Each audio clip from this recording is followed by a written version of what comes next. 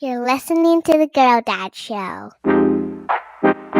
Welcome to Season 3 of The Girl Dad Show, where we explore the intersection of parenthood and entrepreneurial spirit.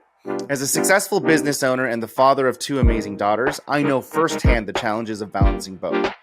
Join me and some incredible guests as we share tips and tricks for finding work-life balance and making a positive impact not only on the world, but also our families. Let's create a fulfilling life together. It's The Girl Dad Show, Season 3. Thank you for tuning in to another episode of The Girl Dad Show. Today I had Scott on the show, and we talked about his journey building out his business in his early years and how he was able to turn that into a self-running business so that he could take a huge chunk of his time to retire early and be a focused father and really dive in deep into what fatherhood meant and being a professional dad. It's a fascinating journey and a fascinating story. I just find him to be one of the most interesting philosophers in my life right now, and I know that you'll enjoy his episode, and I hope that you learn a lot from it like I did. Thank you and enjoy. Scott, what is going on, my brother? Thank you so much for joining me on the show. Oh man, it's a pleasure to be here. I'm so excited to get to know you in this context. I feel like our relationship has been just like a crash course in business, and it's going to be really good to be able to unpack the other side of Scott, because you have quickly become my life goals. So I need to know. That's insane. That's a crazy thing to say. But thank you, and it is a delight to get time with you as well. Thank you for making time for me and having me on the show. Awesome. Let's jump right into it.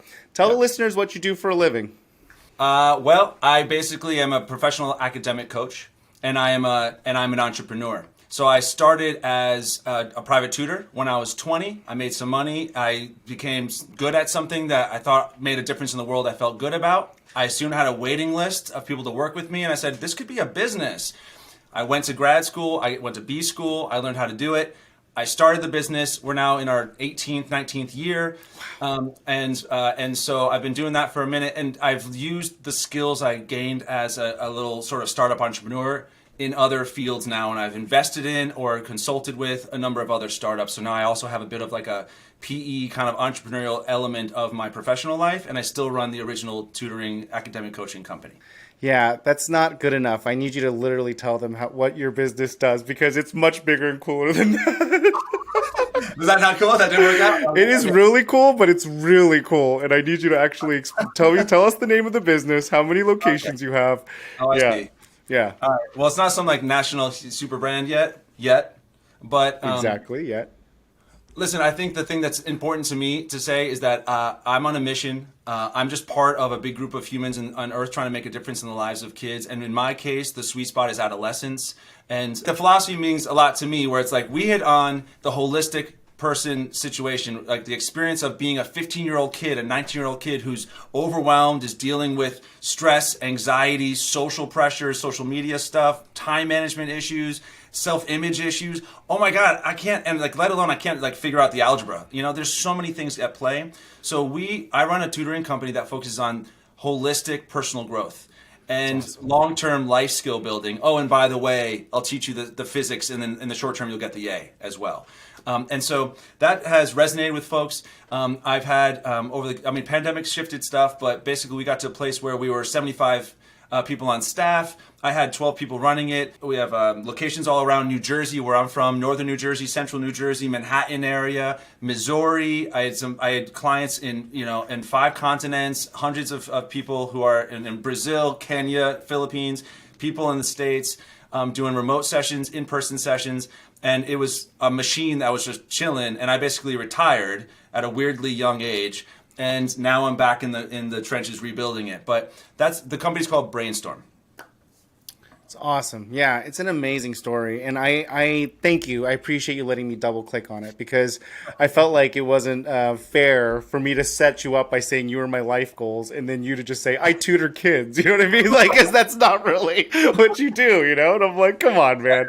No, I appreciate the humility, and I love that about you so much. And I definitely think that that's really, really cool. But I think it's really important that everyone understands that, the scale and scope that you're creating, this philosophy in. And I think it's really fascinating. And I also love the philosophy behind it. I love that you started with it, so much so that I'm actually talking to you about potentially Yeah. being one of your first franchisees. So Yes. yeah. Which I'm super thrilled about, by the way. I know you're a super beast and you have a lot to bring to the table and you've got a lot going on in your life. But if we mutually decide to prioritize it, it'll be killer. Well, I also think that it's like something that's personal, right? Even beyond business, like what you just said, it's not just the business, it's the philosophy. Because, like, for me, like, I look at my two young girls growing up, right? And they're young, but I'm looking at the data sets of, like, just like the kids that are going into their teenage years, especially young girls. Like, the data is so, like, Brutal. scary. It's Yeah. brutal. And just makes me, like, think of like what can I do to mitigate those percentages and risks, right? Yeah. Obviously, I'm not going to be able to shield them, nor do I want to shield them from the realities of the world. But what can I Right. do to best prepare them and equip them to handle just the crazy statistics that are happening with our teenage girls, you know, in the States?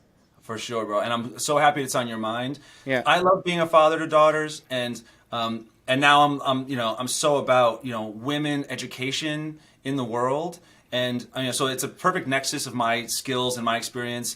And there have been some really neat research projects done, by the way, that have shown that if we were to enumerate the biggest challenges, let's say, that the globe faces, the human race faces, and put the top 10 biggest things we're facing, something like 6 out of the 10 would be solved indirectly by first solving the issue of female education. If we could figure out female education globally, because, think about it, bro, in the United States, females have wonderful opportunities to learn, but in a number of other countries, and I've seen this firsthand, girls are going to school till they're 6, 7 years old, maybe 8, and they're done. And then they're doing other stuff. And the lack of education for women is causing a lot of downstream issues. So it's really an interesting topic for me. And I think it's going to be sort of a lifelong passion project, is like education for women.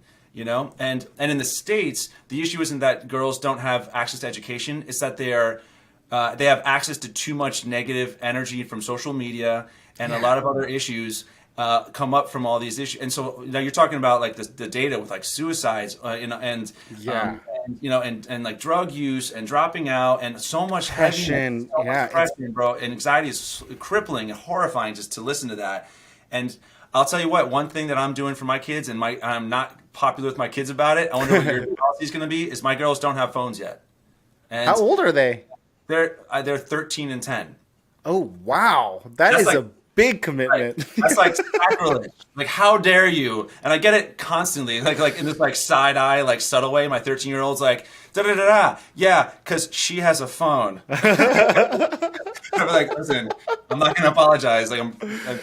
So we're trying to find a right balance, like you were saying, bro. Like, and I wonder what your policy or your idea is going to be. But you try to find this balance between I need to give them exposure to the real world, and yet not have them so entrenched in it and so consumed by it that they become victims of all that scary, crazy, violent self-hatred that we see out there.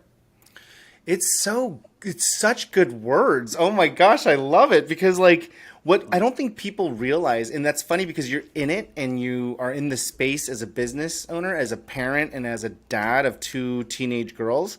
So you're like literally in it, but like I don't think commonly people know just the staggering rates that are like afflicting females specifically that are teenagers right now. It's like it's like not like, oh, it's like 10% more. No, it's like 50 to double. Yes. It's like crazy. 50% or double like, the rates of men in the same age group or boys in the same age group. And like it's crazy. And it's like and I didn't even think about the global thing. I didn't at all. Like you just like totally blew my mind right now at that. I'm like, what? I was like, I can't even keep my girl safe. Like, what are you talking about the world for? Like, yeah. So I gotta level up even there now. Geez, thanks a lot, Scott. Okay, I'm just trying to catch up to your business side. Yeah. No. Well, so listen, man, I'm glad you're bringing it up because this is why I do what I do. BrainStorm is my original company. Sorry for being a little out of focus.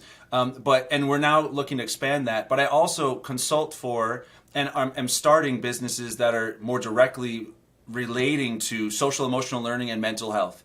And so I'm building new companies, or I'm part of a team of people building companies that are expressly devoted to those causes. Whereas historically, BrainStorm has done that, but done it subtly. Where we say to parents, yes, hire us for SAT prep, but we're actually going to mentor your daughter for lifelong skills. You know what I mean? And so we've had to give sugar, and like the medicine is like this ministry that is like this subtle undercurrent. But now I think the zeitgeist is such that people out in the world have gotten the memo. Like, oh shit, this is real. Serious. Girls are suffering. And It's from serious. and from like Instagram in particular, but there's some other sites where like there's real addiction happening there. There's overwhelm, there's anxiety, there's incredible self-deprecation and so forth. And man, it is so pernicious and sad. And I think now the word is out and parents are getting it. And so when I say to them more openly than I could 15 years ago, I'm going to help your daughter with her mental health while we work on her academics, that actually resonates now. Yeah. Wow. We've come a long way, and you get to actually viscerally see that. That's amazing. Because Yeah. you're actually been in the space and you get to see the climate changing. Because I think that like even in the last like 5 years, that is like changed drastically. So you've probably seen it from the whole 18 years you've been in the industry. Yeah. I love that, man. Hey, do you mind if I switch gears a little bit and talk about your childhood? How'd you grow up? How did I grow up? I mischievously. I was in trouble constantly. Truly, I just get in trouble all the time.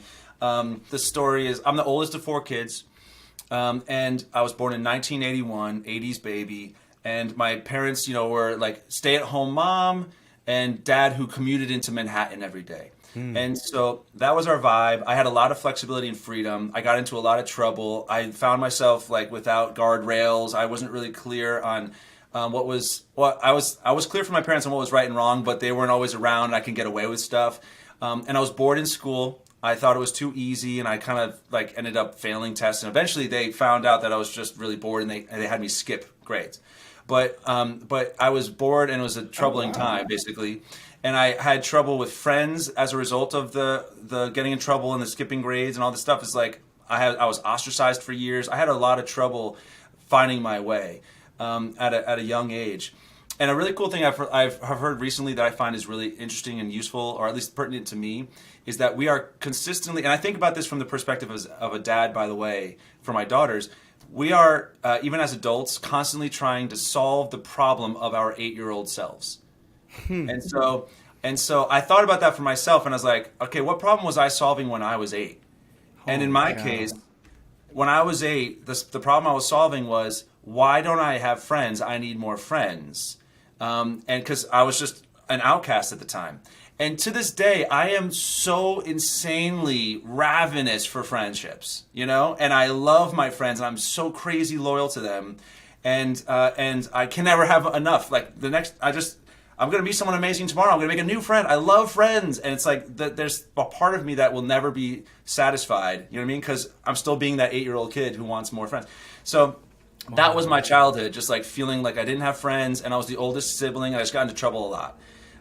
But I had beautiful parents who were incredible, supportive. I honestly had a pretty much idyllic home life, and I was the envy ultimately of kids in my like all my friends in my school were like you live in like you live like the Von Trapps, like you like the family. Like my friends would come over, we'd be like gathered around a piano like singing harmonies. They're like, who is this family? Like it's just like really fun, and we played sports, and we had faith, and we had a lot of really cool things going for us that made us feel unified, and ended up being a beautiful family experience. It's amazing, man. That's awesome. And then what did they think about it when you figured out the tutoring thing?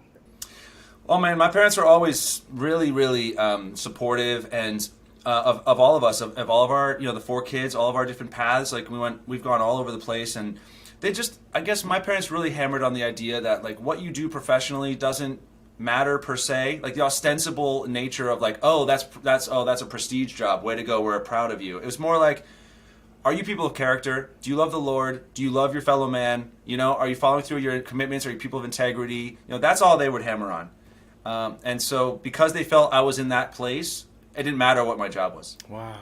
I love it. That's a really interesting take on parenting. Are you using that same thing for your kids? For sure. Awesome. I love it. Oh, yeah. Love it. What do your kids think you do? And then this follow-on question to that is, what do they think about you retiring for those it was like 5 or 6 years, wasn't it? Yeah. So my daughters, I have one of the weird, I think an exception to the rule, which is my young daughters understand what I do a little bit. Like most kids are like, I don't know what my parents do. Like who knows what a freaking accountant is, Yeah. But no, I do something that my kids have witnessed. Like I'll have students at my house sometimes, or they'll see me on a Zoom call and they'll be like, oh, he's being a teacher. I know what teachers are. I see them every day. So they kind of get that part of what I do. they don't understand what it took for me to sort of retire and do the things when they were too young for anything to really be on their radar anyway, you know? Yeah. But yeah, from when I was about 30 years old, we had our second daughter.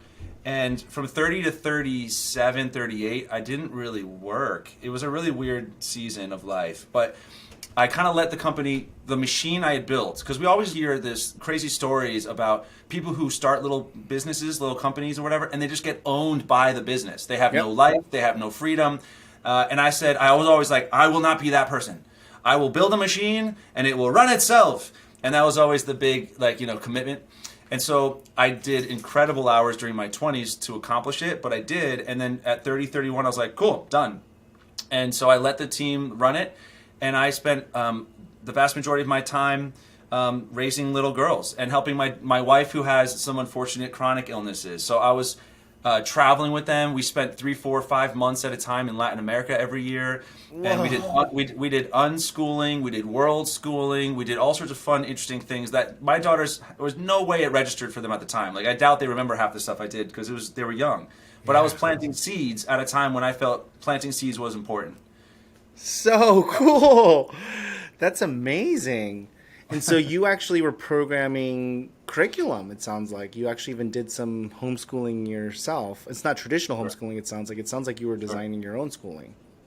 Yeah, that's right. Well, so I have, listen, I'm young, bro. I'm nothing if not weird and unconventional. Like, I'm very happy. Yeah.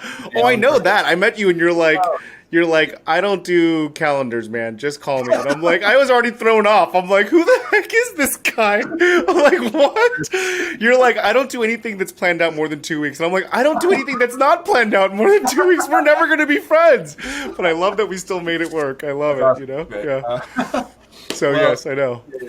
Well, so I think there is the part of it, though, that's important to note that, like, I have a spouse that's very conventional. She likes rules. She likes the way it's done.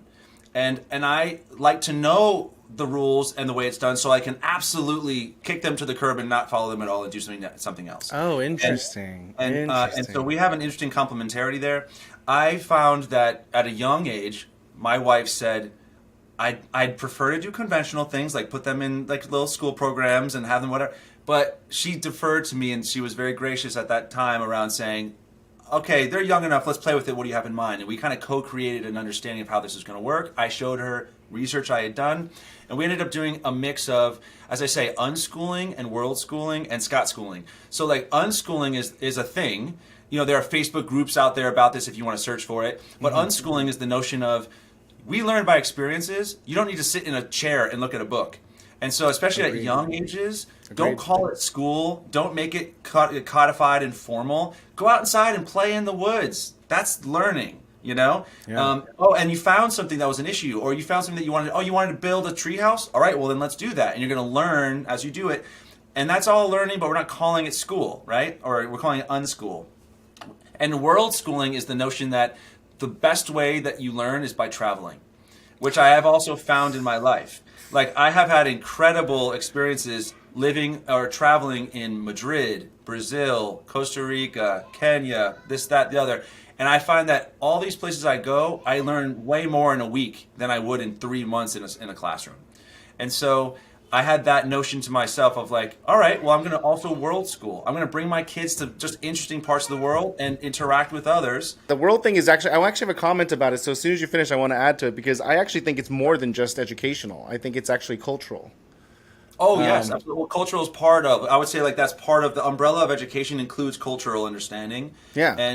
And by the way, cultural studies was my major in college. So I understand some of that and care about it. And so when we went abroad, we never stayed in like resorts and all those fancy places. We stayed in like some super humble local spot, surrounded by locals, learning how to make local food, volunteering at the local kitchen, learning the language if we could. Like, we get immersed. Yeah. And that's just incredible education. I love that. And I love that you just said the thing about learning the most from travels, because I feel like I learned that in my adulthood, and I'm not sure if you learned that as well in your adulthood, but I feel like I grow the most professionally, and obviously personally by default, but really the professional is the one where you can kind of measure it more easily when I traveled. and you start to experience how people think, and you get out of the normal tunnel vision. You get stuck in and being in this like vortex of your ecosystem. You don't realize you're in it until you leave it. But like even like I had a conversation with someone earlier about this, but even moving from California, Silicon Valley to Austin, Texas has literally changed the way that I think. It's amazing. Like just seeing the different like cultural differences between the states in the country. It's just like, oh wow, like there's a different way of life, there's a different point of view, there's different value systems. It's like fascinating. Someone was telling me like they're like, oh yeah, like I really want my kid to travel with me to Japan because like, and I was like, why? And they're like, you know, like it's just culturally normal for like 5-year-old kids to have this task where they go out on their own and they go grocery shopping. They have to like ride the BART and then you have to go to the specific store, and then and you'll see like it's not just like one or two of these like 5-year-old kids. There's like hundreds of them just like by themselves, like just like, and it's totally normal culturally for them to do this on their own. And I'm like, what? Like what? But I'm like, it just makes me think about like, you know, the experience, you know, of different values really like helps you. It doesn't mean that you have to like adopt it, but it definitely opens your mind to the world, right? And it like gives you empathy. And I think that's the core thing that I feel like I want my kids to grow up with faster than I grew up with that. Because I don't think my professional experience and my ability to make money skyrocketed until I had more empathy. I think my empathy is what allowed me to be more successful fiscally. And it's so funny that those two things are correlated because it's like, you would never imagine understanding humans better is what's going to help you make more money, but it's absolutely what it is. It's absolutely what it is. Well, understanding humans helps you be a better marketer. You know, it helps you to better put together what the market says it wants, talk about it to them well in a convincing way, and then deliver on it. And in some cases, especially if it's a coaching business or whatever it might be, like reading people, like I run, you know. So empathy. I love that as a big takeaway from the cultural studies. And by the way, culture is a prison. And so as interesting as culture is, like I live in, and by the way, United States doesn't have one unified culture, as you just said. California, Austin, those are two very different cultures. Let alone Jersey. Like we got our thing. So like these are not one culture. So I'm in one little culture. I have this little thing right around. I'm part of the what I call psychoburbia of Manhattan, and I'm just part of that world. And that's my culture, and it's awesome in certain ways and not in other ways, and that's great. And then once I go to another culture, even if it's not another country, but I go visit you in Austin, and as soon as I have that first experience where I go, wait, other people see the world this other way, it sets a really interesting precedent, which is, oh, interesting, the way I live doesn't have to be the way I live forever. I don't have to espouse all the ideals of my neighbors. I could view things a different way. That's right. And then you can get out of the cage of culture. You can get out of the prison that is invisible around you. And then you can choose like, you know, how you want to live or how you want to see things. This episode of The Girl Dad Show is brought to you by Owners Club. As a business owner myself, I know firsthand how challenging the journey can be.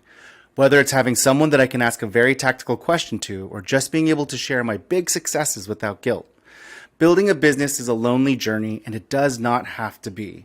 After building and coaching dozens of businesses to success, there is one insight that is so obvious and simple, yet hard to execute.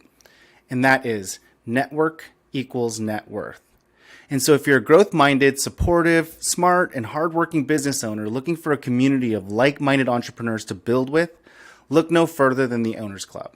You will make lifelong friends and build your business that works for you. You can learn more online at owners.club. I was curious, bro. Can you elaborate on the California Austin? What's one example of a big cultural difference that you've seen? I'll tell you one. The biggest one right now is the fact that like I'm no longer infatuated with this arbitrage of disruption. Like you don't even realize how bad it is in Silicon Valley. Like when you're living in there, because everyone. I mean, I think that if my kid wants to be, you know, hyper theoretical and super academic and like, you know, incredibly highbrow, you know, conversations, I would literally pay for them to move to Silicon Valley. Like some of the smartest minds, some of the deepest thinkers, some of the most creative people in the world. And I want them to be around that. But like I moved here and I'm like, people are making millions of dollars like installing shit tanks in the ground. And I'm like, that's amazing. I'm like, are you serious right now? And you're like, yeah, like there's just so many more people doing like just different work that I just never really thought about. And then the shocking truth came when I started my pool service business. I started cleaning pools for a living. And I told some of my Silicon Valley friends I visited after, I was telling them about it. They're like, oh, got it. So you're going to do that so you can collect enough data, because you use that data to basically figure out how to build a software that'll disrupt the. And I'm like, no, I'm just cleaning pools. I'm just cleaning pools. They're like, okay, got it. Because if you just clean enough pools, then you can figure out the robot that you need to build that'll replicate the cleaning motion. And I'm like, no, like there's no disruption. There's no higher meaning. There's literally no arbitrage, like this really disruptive arbitrage of value. I'm literally finding people that have a dirty pool. They're giving me money and I'm cleaning it. That's like literally that's the end of it. And it's just like reminded me like, wow, I live in an ecosystem where like everybody is looking for the disruption. Everyone is looking for that ephemeral like change that they're trying to make in the globe, right? And I'm like, it's so fun and like interesting to be in this world where people are like, I'm also making a lot of money and I'm just like spending more of my time with my family. And I'm like, interesting. Right. That's really interesting. And then like, so my life goals started to change, right? And my priorities started to change. And like, I'm like, actually, I don't really care about changing the world. I actually just care more about spending time with my family. And so I started opening my mind up to this concept of like, you know what? I actually don't care if I'm not working on the coolest startup. I don't mind that I don't have the coolest logo or title or equity in the most sexiest startup. Like, I'm actually okay with that because it doesn't actually excite me anymore. I actually just want more time with my kids. And then I meet people like you that like literally are like, oh, I spend all my time with my kids. And I'm like, damn it, I want that. How do I get that? I want that. Because like, honestly, like you're like, oh, I don't even have social media. I barely even like, hey, if you want to call me, just call me and we'll go on a walk together. And I'm like, that's really interesting. I'm like, that's fascinating. How are you doing that? And it makes me like trying to reverse engineer how you created that ecosystem for yourself, right? Because in reality, like, I never would have even thought about that because the only thing I knew in my tunnel vision of being inside of Silicon Valley was what's the next big problem that I can help be a part of to solve and change the world. It's very normal and it's not bad. I don't think it's bad at all. I think that's great. But it's just like when I actually do the introspective like thought process of what I want, I'm like, I don't know if I want that for me right now in my stage of life. Exactly. That's the way I say it. Also, right? It's about right now in this stage of life. Like, it's also good to note the idea of life comes in seasons. And you don't have to feel like any commitment you make is for 80 years. It could be a commitment for 8 years. And just say, for right now, this is my commitment. I think that's a great way to think of it. Hey, thanks, man. If I had to ask you, though, what sorry, I do want to actually, no, before I ask this question, I want to go back to the other thing because I want to hear the other one. So the world school, unschool, world school, what's the Scott school? Oh, that's just me being weird and unconventional and like coming up with my own stuff. So, okay, essentially, I designed a with my wife, but I really pushed it. I created it, and she kind of then sat with me and we talked about it and we refined it together a bit. To your point about reverse engineering, I said, what am I trying to help create here? What is my goal? Like when I look at my daughter when she's 15 and when she's 25 and when she's 35 and hopefully when she's 45, 55. What do I want to see? How do I want to feel like, I did my part to push her in the right direction to be an amazing, astounding human being? What would that look like? Is it that she speaks 8 languages? Is it that she has memorized the Bible? Is it that she is the best female at math in North America? Like how would I know that like I've achieved something? What is the goal? And so basically I took a page, I guess, out of my parents' book and I thought about basically just character traits and attributes that I wanted to do with them. And I came up with a list of like 12 attributes. And I said, like, I want them to be courageous. I want them to be kind. And I had to take the time to define all of those words, by the way. We don't want to leave them ambiguous. I defined the words. I looked up the etymology of the words. I found synonyms, antonyms. I like put in a whole word cloud. I was very clear about what these things were. And I said, they're going to be they're going to be agreeable and disagreeable. That's a Steve Pinkner term. And so like I had this list of things I wanted to see in them as a character trait list. And then I said, okay, if I want them to be this thing, what are 8 action steps I can take over the next 8 years to make that happen? And so I thought about things like, if I want them to be, let's say, like generous. That was a big one for me. And if I want them to be generous, how can I help develop generous people? What does that look like? And so Scott School eventually became a set of practices that weren't necessarily sitting at a desk, but sometimes were, but were like basically a series of like challenges and adventures and workshops and experiences that I knew. Of course, my 5-year-old had no idea, but I knew that we were developing generosity in her through that effort, for example. And so Scott School was the effort to develop attributes and values that would be long-term. Does that make sense? More than you know.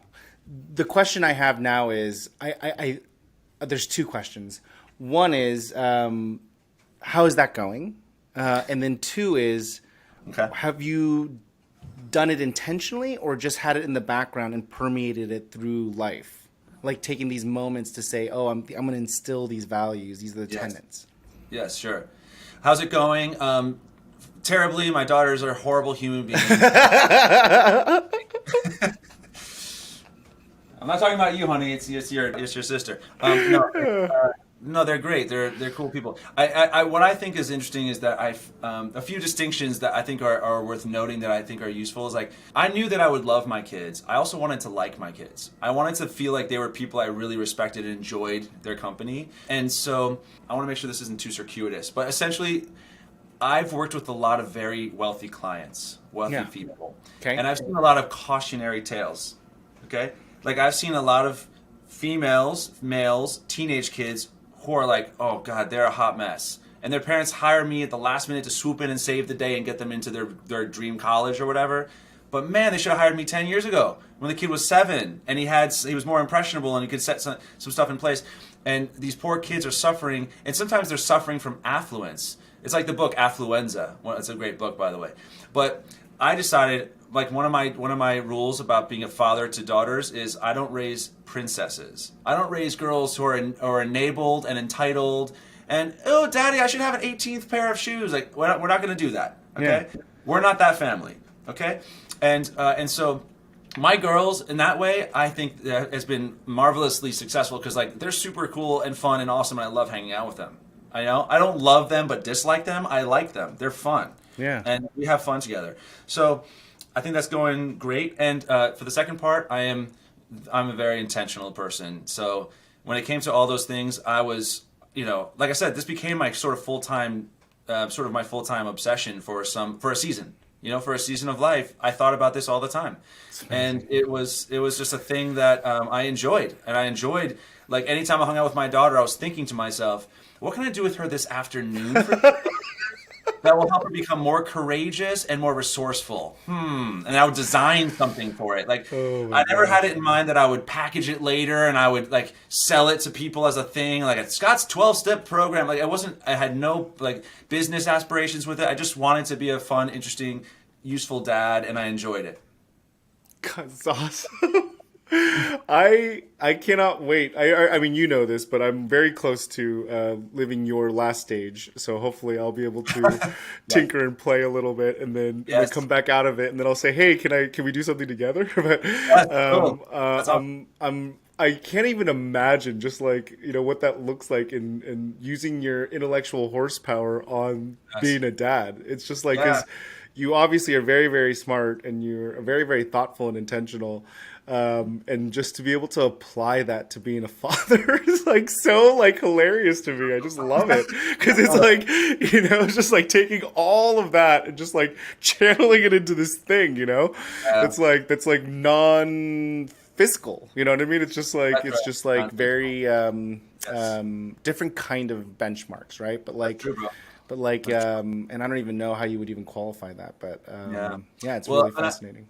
Thank you, bro, and I appreciate the affirmation there, and I will say that we do go in seasons again, and we're talking about prioritization, and I leapfrogged a lot of folks in my 20s when they were kind of paying their dues and just like starting in the machine and making their way up the ladder really slowly, doing long hours, long commutes, and the whole thing.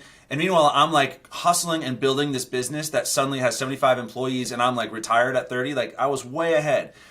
But from the fiscal point of view, I have lost all, well, not all, but like I've lost a lot of that advantage because for my 30s, I was like, I don't care about that now, you know? And so other people have continued their grind, and now they've in some cases like surpassed me.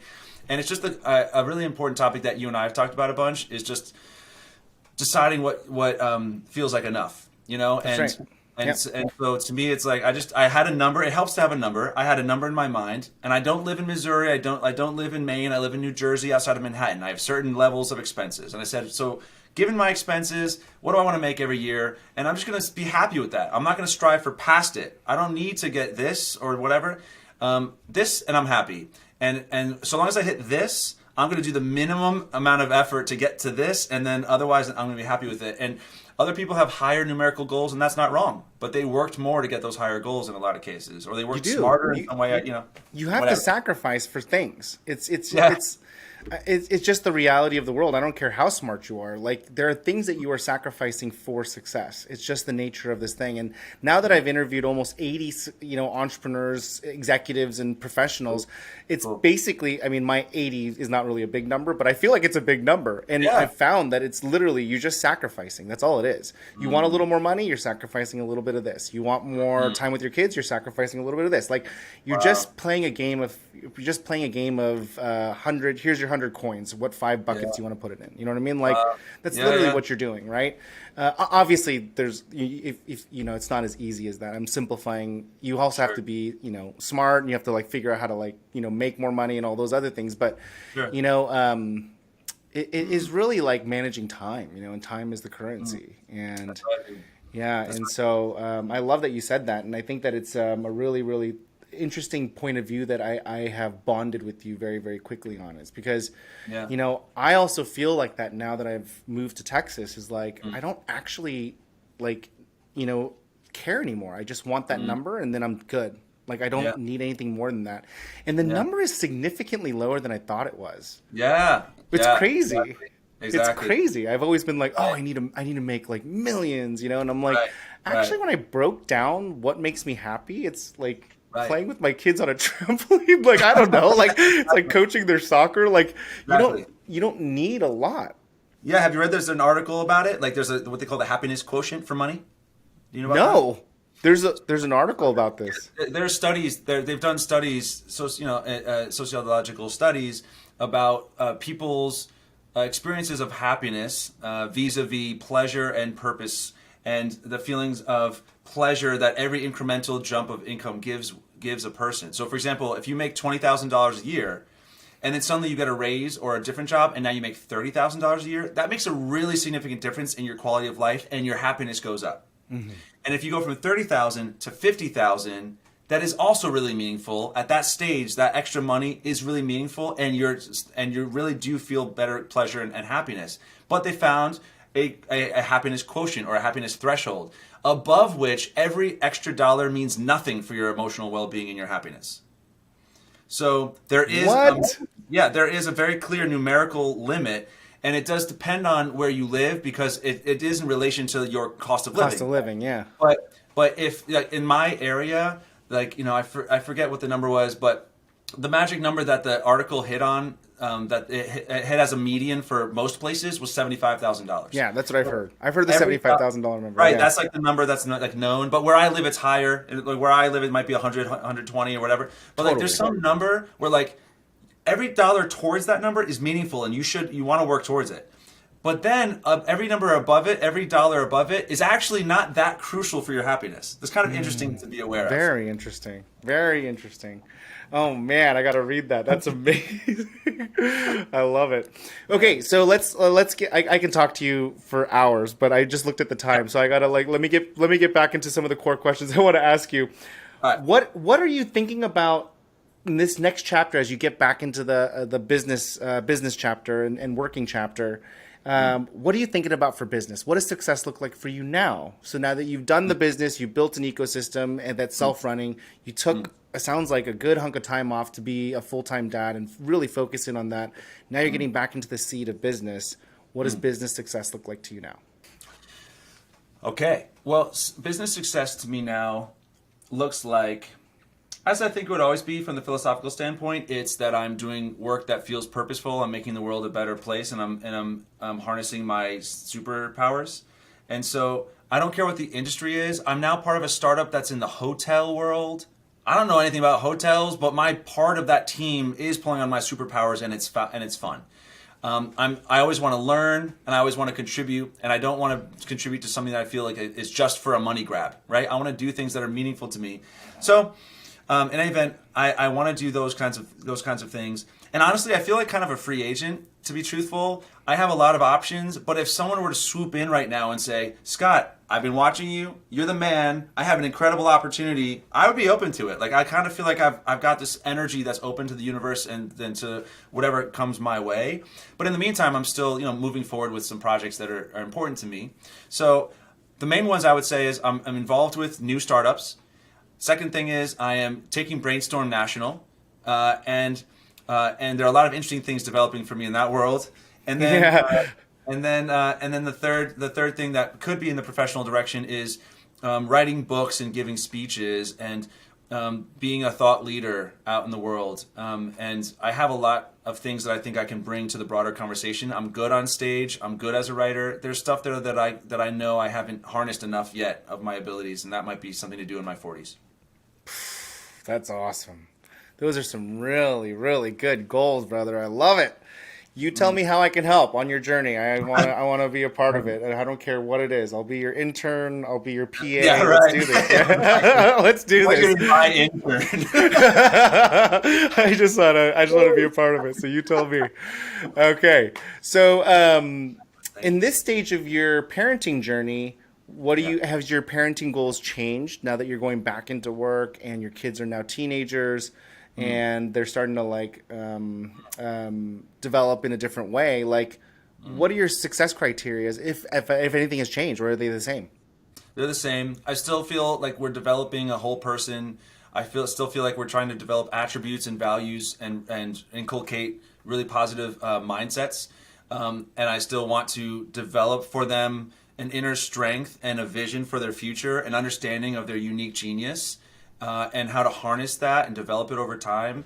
I'm still trying to help them feel comfortable in their own skin, happy to be who they are, unapologetic about how badass they are. Those are things that teenage girls are not taught in the United States. And so I have to push really hard against culture to help them accomplish those things. And now that they're really in the teen years, I am the awkward dad that they're embarrassed of. Like, that stuff's happening. You're not going to go around it entirely. But I still really do feel that this is the stage when I want them to step into their giftings and their power, and I want to double down. I want to double down on things like service mindset and humility and love for others and kindness and courage. That's and the mental wellness stuff. I'm gonna be in their business just as much as I am with my students about their sleep schedule, the way they eat, the way that they take care of their body, the way that they meditate, breath work. Like, I'm gonna give them tools. And the only challenge now is that they're teenagers with opinions. And so now when I say, hey, let's do X, they're like, ew, I have this other thing. I'm gonna hang out with my girls. Like, can I stop? Can we stop with the? I have to be very gentle, and I have to pick my battles. Yeah, I love it. That's I don't love it. I'm not looking forward to that. But yes, I do love that you're experiencing it at least before me, so you can tell me how to navigate that, or at least be a crying shoulder for me, right? A shoulder to cry on. Sorry, yeah. Okay, cool. Awesome. Thank you for qualifying those two answers. And let me actually go jump into my rapid fire questions. So I like to try to keep five questions the same for every guest, so that there's like some consistency. Yours definitely went off the rails because I got so into what you were saying. Sorry. So don't be sorry. That's my fault. I was super interested. But let me bring you back and get the rapid fires in. Okay. What advice do you have for other parents and soon-to-be parents? Advice for parents. Don't listen to advice on parenting. I love it. So meta. That's great. That's awesome. Can I add one more quick thing? Please. The other advice for to-be parents or for new parents is that this is the ultimate personal development program. And you don't need to pay thousands of dollars to Tony Robbins to help you do this. Like, All you have to do is really care about your kid and realize how big an impact every part of your being in their energetic space impacts them. And you're instantly held to an incredibly high standard. And I would encourage a new parent or an incipient parent to step up their game and be aware, like, this is what the universe is calling them to right now, and be ready to learn. You're not the teacher, you're the student. Love it. That's awesome. Good stuff, brother.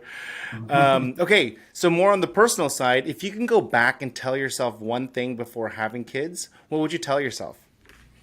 I guess I would say that I would remind myself, I guess, two things. Education is mostly caught, not taught.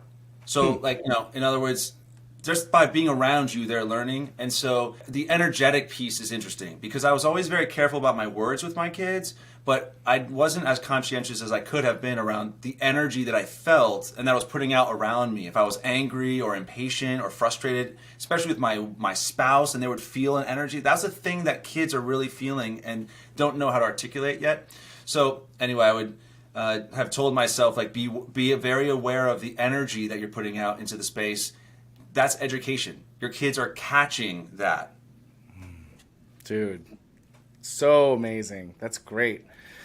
Even going more personal, what's the most surprising thing that you've learned about yourself after becoming a parent? I guess I'm surprised.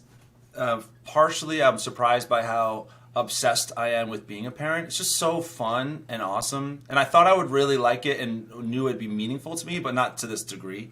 You know? So thrilled by it.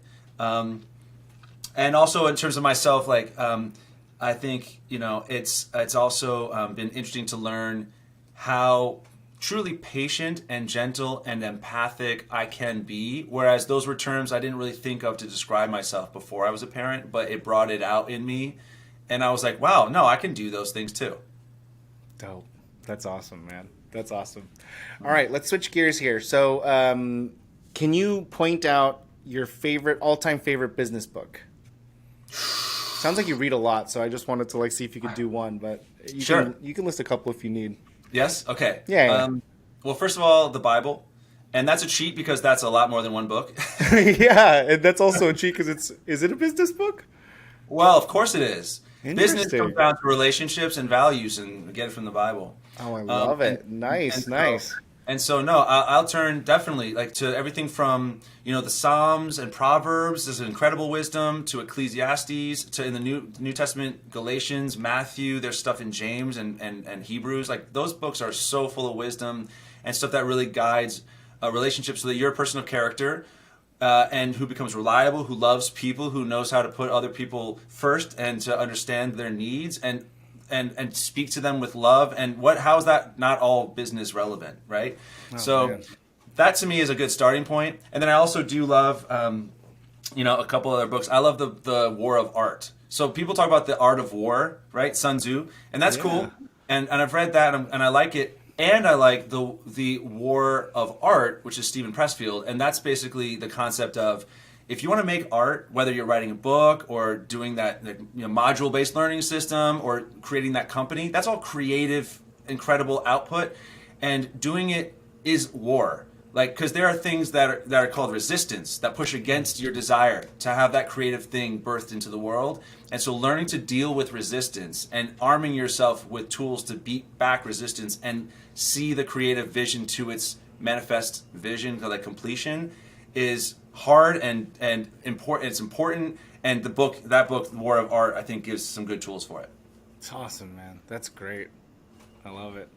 All right. I think I know this answer, but I'm going to ask it anyways. When you're not being a super dad and building out the next big project in your life, what do you do for fun? What's your downtime? Oh, man, yeah. I love soccer. I'm a big... Oh, I didn't know that. I'm a big athlete. I played soccer all through college, varsity level, at my college in Boston. And so I love sports. So definitely an athlete first. And related to athletics, I'm obsessed with dance. I never took a dance class in my life, an official, whatever, but I just think it's so fun. And so I dance throughout my day at home, like right here. Like I'm like, oh, I've been sitting at the desk too long. I'll pop on a couple of songs and I'll just like take a dance break and then I'll come back to it. It just feeds me. I love Latin dance. So anyway, soccer, dance, like athletic stuff. I'm doing a triathlon this weekend. I'm doing a Spartan race next weekend. Just things that push my body. I love. And Heck, that is not what I was expecting at all. It's amazing. You didn't see that coming? Okay. And then the other quick thing is that I'm big on music. So I play instruments and I love like writing songs, and that's another creative outlet. Awesome, man. That's so good. Scott, as always, it's a pleasure to talk to you. I thoroughly enjoyed getting to unpack even more about you that's not even the business side, and there was even more to learn about you on this side than there is even on the business side. So just thank you so much for your vulnerability, your time, and just your knowledge, man. I really appreciate it. Listen, I want to take a moment. Thank you. I received that. And also I want to acknowledge, like, I love hanging out with you. You're super bright and super kind, and you bring out a lot of good things in other people, and I find myself feeling very inspired and clear-headed and supported when I'm with you, and I just want to acknowledge you for being a great human, and it's a lovely thing to get to know you. Oh, thank you, brother. I appreciate you saying that. We'll talk soon, right? Yeah. Remember, you're going to intern for me. We should talk That's about right. That's right. We're Okay. going to be traveling for your speaking engagements. Yeah, so we're good. All right, brother. I'll talk to you soon. Thank you again for being on the show. Thank you again for listening to the Girl Dad Show. To help our show grow, please let us know who we should interview next by filling out the form on our website or commenting below.